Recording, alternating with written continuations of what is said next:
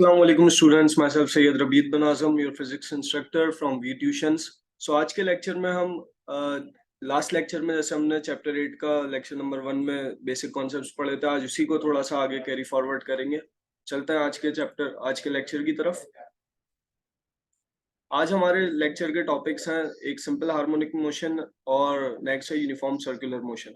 तो ये already motion in 2 dimensions वगैरह में हम पढ़ चुके हैं, डिस्कस कर चुके हैं बेसिक इनकी जो एग्जांपल्स हैं या डेफिनेशंस हैं। तो आज भी उन्हीं को डिस्कस करेंगे ताकि आपका रिवीजन भी हो जाए कुछ, क्योंकि इस चैप्टर में ये डिफरेंटली समझाए हुए हैं थोड़ा। मतलब कॉन्सेप्ट सेम है लेकिन क्योंकि ये चैप्टर हमारा वेव मोशन और साउंड का है तो उस हिसाब से थोड़ा सा इसको दोबारा से समझाया हुआ। तो कैरेक्टरिस्टिक्स देखें सिंपल हार्मोनिक मोशन की क्या होती है। Simple harmonic motion is a type of motion that repeats itself over a fix period of time. तो फिक्स पीरियड ऑफ टाइम में अपने आप को रिपीट करता है, ऐसे मोशन को हम सिंपल हार्मोनिक मोशन कहते हैं। और नेक्स्ट कैरेक्टरिस्टिक है रिस्टोरिंग फोर्स। इसके अंदर एक रिस्टोरिंग फोर्स होती है। रिस्टोरिंग फोर्स क्या होती है मैं ऑलरेडी इससे प्रीवियस लेक्चर में समझा चुका हूँ। Simple harmonic motion occurs when a system is subject to a restoring force that is proportional to the displacement from equilibrium position. Equilibrium position से जितना हम displace कराएंगे सिस्टम को उतनी ज्यादा restoring force होगी, मतलब उतना ज्यादा फोर्स से सिस्टम वापस आएगा। जो मैंने स्प्रिंग का मास स्प्रिंग सिस्टम का एक एग्जांपल दिया था लास्ट लेक्चर में, उसमें बेसिकली क्या था कि एक स्प्रिंग के साथ एक मास अटैच हुआ था, उसको हम जितना ज्यादा डिस्प्लेस कराएंगे उतनी ज्यादा फोर्स से वो रिटर्न बैक होगा। इक्विलिब्रियम पोजीशन, उसकी एक इक्विलिब्रियम पोजीशन होगी, स्टेबल पोजीशन, जहां वो वापस आएगा।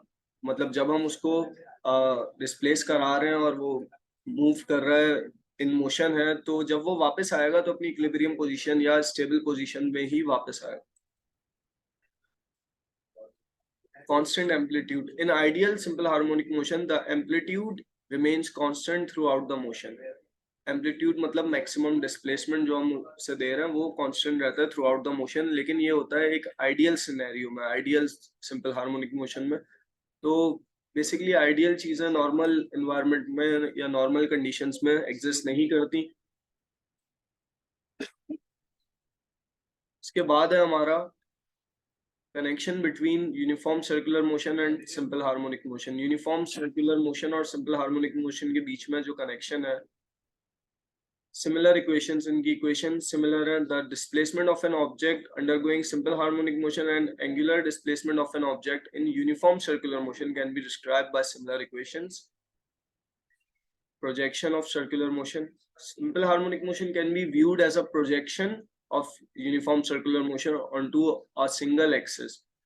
सिंपल हार्मोनिक मोशन बेसिकली इस तरह से हम देख सकते हैं कि एक यूनिफॉर्म सर्कुलर मोशन की ही प्रोजेक्शन है या उसी की रिफ्लेक्शन है ऑनटू अ सिंगल एक्सिस, एक ही एक्सिस पर।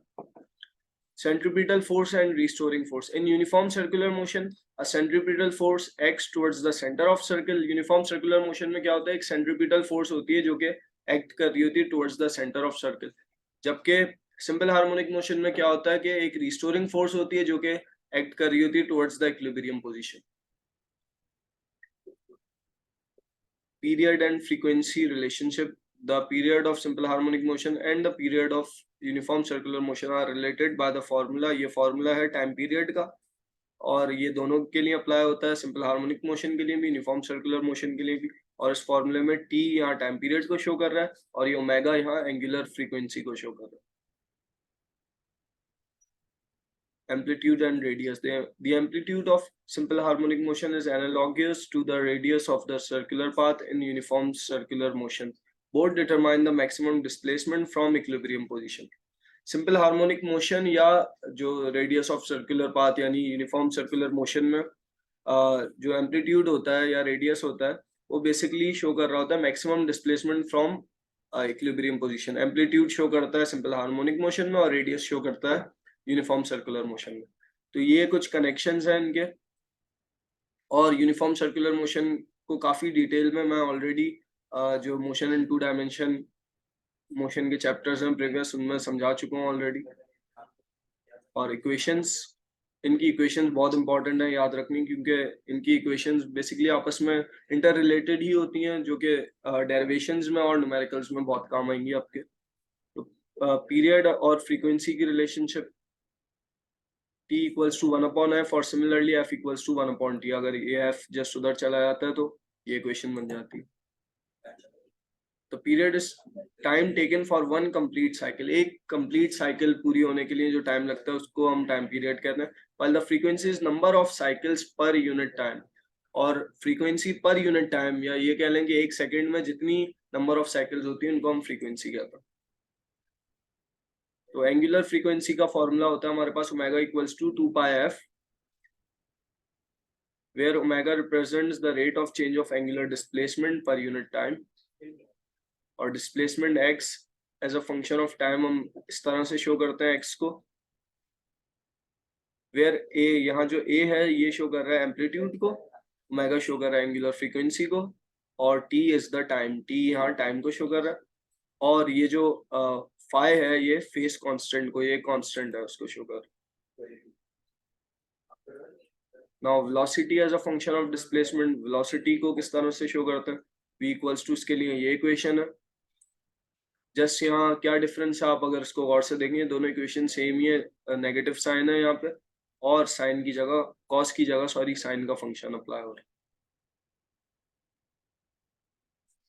यहाँ v जस्ट वेलोसिटी को शो कर रहा है, बाकी सारी चीजें वैसी हैं।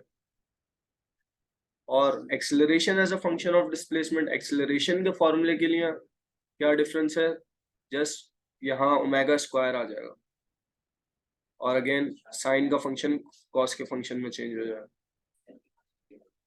Where a is the acceleration. अगर आप इन तीनों फॉर्मूलाज को देखें तो थोड़ी थोड़ी चेंजेस के साथ ये ऑलमोस्ट सेम ही है, डिस्प्लेसमेंट का, वेलोसिटी एंड एक्सेलरेशन का। तो ये जितने हाईलाइट किए हुए फॉर्मूलाज, ये सारे फॉर्मूलाज इंपॉर्टेंट हैं और इनको याद रखने की ज़रूरत है, क्योंकि ये ना सिर्फ एमसीक्यूज में आपकी हेल्प करेंगे बल्कि न्यूमेरिकल्स और डेरिवेशन में भी आपके लिए हेल्पफुल रहेंगे। और मजीद कुछ इक्वेशंस, इंपॉर्टेंट इक्वेशन जो कि यूनिफॉर्म सर्कुलर मोशन और सिंपल हार्मोनिक मोशन में यूज होती हैं।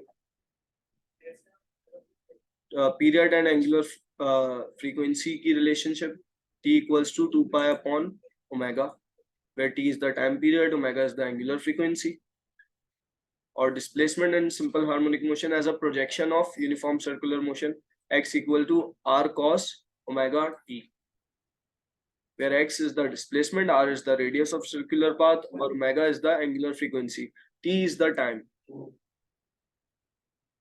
Velocity as a projection of uniform circular motion, velocity के लिए जो use होता है minus r omega sine omega T. आप इतनी सारी इक्वेशंस देखकर कंफ्यूज मत होइएगा, ये सारी इक्वेशंस बेसिकली एक ही जैसी हैं, थोड़े थोड़े डिफरेंसेस हैं इसमें। और बस जैसे अगर हमारे पास वेलोसिटी की इक्वेशन है तो इसमें जो वेलोसिटी के बेसिक कॉन्सेप्ट्स हैं वही इसमें अप्लाई हो रहा है। Acceleration in simple harmonic motion, आप अगर इसको दोबारा से देखें तो यहाँ जस्ट ओमेगा की जगह स्क्वायर आ रहा है और साइन की जगह कॉस का फंक्शन आ रहा है, और कोई डिफरेंस नहीं है इसमें। और एक्सेलरेशन, ये ए सिर्फ एक्सेलरेशन को शो कर रहा है। तो अगेन ये चारों इक्वेशन हमारे लिए इंपॉर्टेंट है याद रखना। तो आज के लेक्चर में बेसिकली हमने इक्वेशंस को ही डिस्कस किया है। थोड़ा सा टफ इसलिए हो सकता है कि बच्चे इतनी सारी इक्वेशंस देखकर कंफ्यूज हो सकते हैं, लेकिन अगेन आपको सारी इक्वेशंस का रट्टा लगाने की या उनको मेमोराइज करने की जरूरत नहीं है।